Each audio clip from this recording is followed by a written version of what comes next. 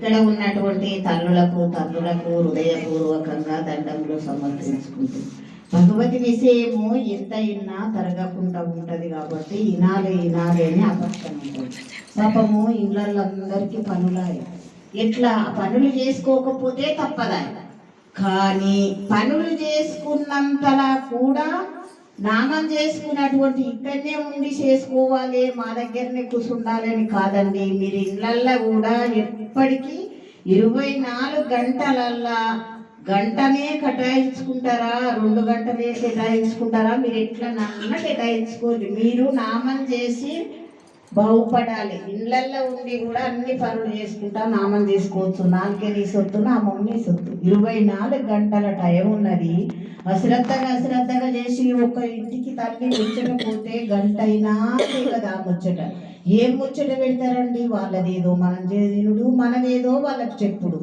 ఈ ఇనుడు ముచ్చట మళ్ళీ మనం చెప్పుడు ముచ్చట, దానితో మనకు వచ్చిన ఆదాయం ఏది లేదండి. నామము ఇప్పుడే అన్నయ్య చెప్పినట్టు మహాత్ముతో సోపతున్నందుకు గంటల నామం చేసినందుకే స్వర్గములో పోయిండు 4 గంటలు.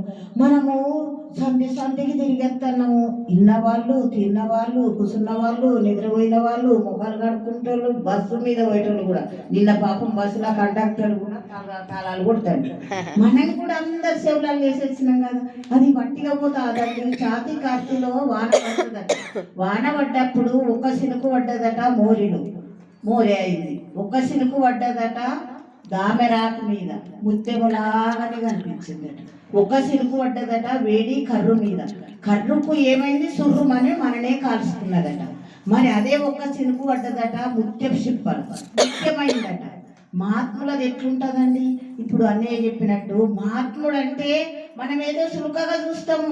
మహాత్ములను సులుక కాదండి. వాళ్ళకి ఏం పనిచేయక భిక్షాటన చేసిండ్రు అనుకుంటారు. భిక్షాటన ఎంత పెద్దదో తెలుసా? మనకేం తెలుసా అండి? పడలేక ముద్దున్నావు, ముచ్చానికి వచ్చినావు. అమ్మా నా తల్లి, నువ్వు పెట్టినా పెట్టకున్నా మొద్దు అని కూడా పాపం కట్టుకున్నావు కదా నువ్వు. ఆయన నువ్వు పెడితేనే అంత ముద్దోడైందా? నువ్వు పెడితేనే అంత దొడ్డుగా అయిందా? ఎట్లనండి? మనం ఏం పెట్టినా పెట్టకున్నా వాళ్ళ జీవితాలు గడిచేటందుకు పూర్వజన్మ కర్మ ఉంటుంది. పూర్వజన్మ కృతం పాపం యాది రూపేణ పీడిత అని శాస్త్రం చెప్తుంది, పెద్దలు చెప్తారు. మనం ఎట్లా నడవాలనో, ఎట్లా నడుచుకోవాలనో మహాత్ముల దగ్గర ఆధారాలు దొరుకుతాయి. ఆధారాలు పొడగొట్టుకోవద్దండి. పాపం ఆ మహాత్ముడు కూడా ఇప్పుడు వచ్చి 8 రోజుల పోలే, 90 రోజుల పోలే. మరి ఏమన్నా ఆశించిండ అంటే ఏం ఆశించదు. మరి ఏమన్నా కావన్నంటే కావన్నంటలేడు. ఏమున్నా రామాయణం అయినా, భారతమైనా, భాగవతమైనా ఎట్లా బాగుపడే వృక్షాలు తప్పకుండా ఉన్నాయి. బాగు చేసుకోవాలి అని మనకు ఉండాలి. మీరు ఆషాఢ మాసంలో శ్రద్ధ చేసి కార్తీక మాసంలో అందరు కట్టుకపోయినట్టు బండి కట్టుకొని పోయిండట. ఆషాఢ మాసంలో ఇట్టే పెట్టలేదట. కార్తీక మాసంలో బండి కట్టుకొని ఏం పోసుకొస్తాడండి? ఏం పోసుకున్నాడు? 90 రోజుల పోలే అశ్రద్ధ చేసుకున్న వాళ్ళు ఉండొచ్చు. మీరు నిరాకరించుడు కాదు. నేను ఏమన్నా పట్టుకున్న మాటలు, ఒక్క తల్లి ఒక్క మాట తిడితే దాన్ని 4 సార్లు యాద్ చేసుకుంటారు. అదే మహాత్ముడు చెప్పిన మాటలల్లా మనకు మనిషికి 4 మాటలు పట్టుకొని ఎప్పుడన్నా ఎవరింటికన్నా పోయడానికి అశ్రద్ధ కాదు అని చెప్తాను కాదు. నేనేం చెప్తానంటే ఎవరింటికి పోయినా నువ్వెంత నామం చేసుకున్నావు, పొద్దుకే వరకు నువ్వు ఎంత చేసుకున్నావు, ఎంత చేసుకునేది ఉంది. 21,600 సార్లు మనం శ్వాసలు తీసి పెడుతున్నాం. ఒక్క శ్వాస కూడా దొరకబట్టుకొని ఊరుకొట్టుకున్నట్టు లేవు. ఎందుకు లేము? చెడు గాలి ఎంత ఇడిసి పెడుతున్నాం, మంచి గాలి ఎంత పీల్చుకుంటున్నాం. మరి తీసుకున్న మంచి గాలికి ఇచ్చిన ఆయనకి ఏమన్నా రుణపడి ఉన్నావా, లేకుంటే మిత్తితో సహా కడుతున్నావా? ఒక్క ప్యాన్ పెట్టుకున్నానికి బిల్లు కడతాము, భగవంతుడు గాడిపించడానికి ఏం బిల్లు కడుతున్నామండి? ఏమి బిల్లు కడతలేదు. కట్టాలి అంటే మానవులే కట్టాలి. 84 లక్షల జన్మాలల్లా ఏ జీవి చెయ్యలేదు. శేష జీవికి ఇది ఒక్కటే.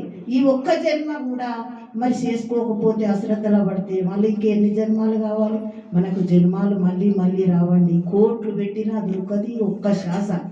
ఒక మహాత్ముడు, ఒక ఆయన సజ్జనుడు ఉండేనట. తండ్రి కూడా బాగా ఇప్పుడు శ్వాసలు తీసిడిసి పెట్టే టైంలో ఏమున్నాడట. అయ్యో ఇప్పుడన్నా ఒక్కసారి ఏమన్నా అంటాడేమో అని ఓ నార తీసుకొచ్చి 25,000 రూపాయలు పెట్టి ఒక ఇంజెక్షన్ ఇప్పించి ఈ నారాయణ అంటాడేమో అని చూపిస్తే పీస్ అన్నాడట. మన కర్మలేంటియో నారా అంటే నారాయణ కిందికి వచ్చు కదా. భగవంతుడు ఎంత సులభంగా ఇచ్చిండండి మనకు, చాలా అగ్గో ఇచ్చిండు. మంచి మాటలు ఉన్నాయి మన దగ్గర, మంచి నామం ఉంది, అలకటి నామం. ఏ దేవుడైనా సరే నామం చేసుకుంటే బాగుపడతామని మనందరికి ఆకలి పుట్టాలండి. ఈ ఆకలి అందరికి పుడుతుంది. ఇంకా జరగితే అందరం తిందాం. ఏం చేస్తావంటే ఏం చేస్తావు? పొద్దు కదా నువ్వు అప్పు కడతానవా? అప్పు లేదు, మిత్తి లేదు, అసలు లేదు, ఏం కడతలేదు. ఏం కట్టకుంటే ఇట్లా మన మీద మనకే దయ లేనప్పుడు ఎవరి మీద దయ చూపిస్తావండి? నీ పిల్లల మీద చూపిస్తున్నావు, పెద్ద పెరగానే చూపిస్తున్నావు, కానీ నీ జన్మకు నువ్వు ఏం తీసుకొని పోతానని చూపిస్తున్నావు అండి. ఒక యాత్ర పోతే 4 రకాల పదార్థాలు పట్టుకొని పోతావు. ఎందుకు పోతావు? నీకు ఆకలి అవుతుంది. మరి తిరిగి రాని ప్రయత్నానికి ఏం ఆకలి? ఆ ఆకలికి ఏమన్నా ఉన్నదా సర్ది? ఏం ఆకలి ఉంది? నువ్వు సామానం కట్టుకొని వరేనాన్ని రమ్మంటే వస్తుందా? అడిగిపోయినాక ఏడికేలండి. ఇప్పుడు తను చెప్పినట్టు నామముకు మనకు జీవుడు పొయ్యకున్నా, మనకు ఆయుసు ఉన్న కాడికే ఉన్నా దాన్ని కొట్టేయలేడు, అతుకుపెట్టలేడండి. ఏ మహాత్ముడైనా కొట్టేయలేడు, అట్లా కొట్టేసి అతుకుపెట్టేటోళ్ళు అయితే ఎంతమంది, రమణ మహర్షి ఎంతో మంది ఉన్నారు. వాళ్ళందరి జీవితం పోకుంటున్నది. ఆ పుట్టినవాడు గిట్టక తప్పదు. కానీ గిట్టక ముందే మనం అన్ని చేసుకోవాలి.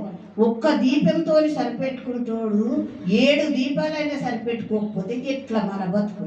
ఇంటిడుతున్నా అనుకోకుండా అందరికీ ఏం చెప్తున్నా అంటే, అవ్వా దండం పెడతా, మీరందరూ నామం చేసుకోండి. అబ్బో మనకేం లేదండి, పైసతో అవసరం లేదు, శ్రీమంతంతో అవసరం లేదు, మనం ఏం తీసుకుపోయే అవసరం లేదు. ఏమున్నా నామంతోనే మనం బాగుపడదాము. నేను మీ ఊరికి వచ్చినందుకు మీరు 1 గంట భజనలో నామమో మీరు ఏమన్నా చేసుకొని ఒక భగవన్ నామంలో 1 గంట సేపు ఉంటా. అప్పుడు 10 నిమిషాలు, అప్పుడు 10 నిమిషాలు అండి. ఒక్కసారి కాదు నేను అనేది.